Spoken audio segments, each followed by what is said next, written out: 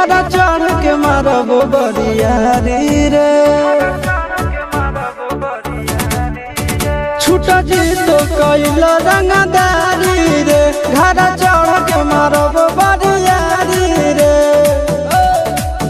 तोरा बापू के न तोरा दादा के चिन्हब बेटा सब गोली मारब तैयार गिनब तोरा बापू के न तोरा दादा के चिन्हब बेटा सब गोली मारब तैयार गिनब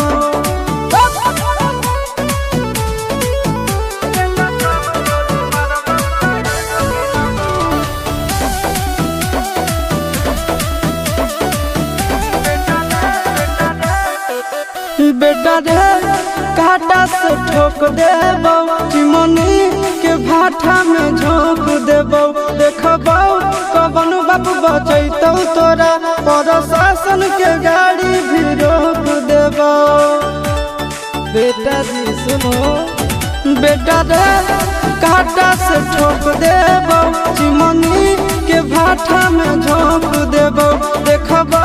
कवन बाप बचैतौ तोरा प्रशासन के गाड़ी भी रोक देबो तोरा जैसन के हम खड़े खड़े गिनबो बेटा सब गोली मारबो तैयार गिनबो तोरा बाप के न तोरा दादा के चिन्हबो बेटा सब गोली मारबो तैयार गिनबो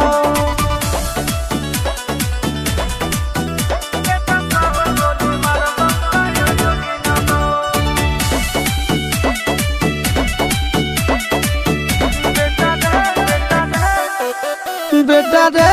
दौड़ा के बाजार में मारबो गोली तोर कपार में रंगदारी जे करम भी बिहार में गड़ देबो गंगा जी किनार में इतना मार पड़तो न बेटा बेटा रे दौड़ा के बाजार में मारबो गोली तोर कपार में रंगदारी जे करम भी बिहार में गड़ देबो गंगा जी किनार में कहो चिंटू आशीष के कारण सुनबो बेटा सब गोली मारबो तैयार गिनबो तोरा बाप के न तोरा दादा के चिन्हबो बेटा सब गोली मारबो तैयार गिनबो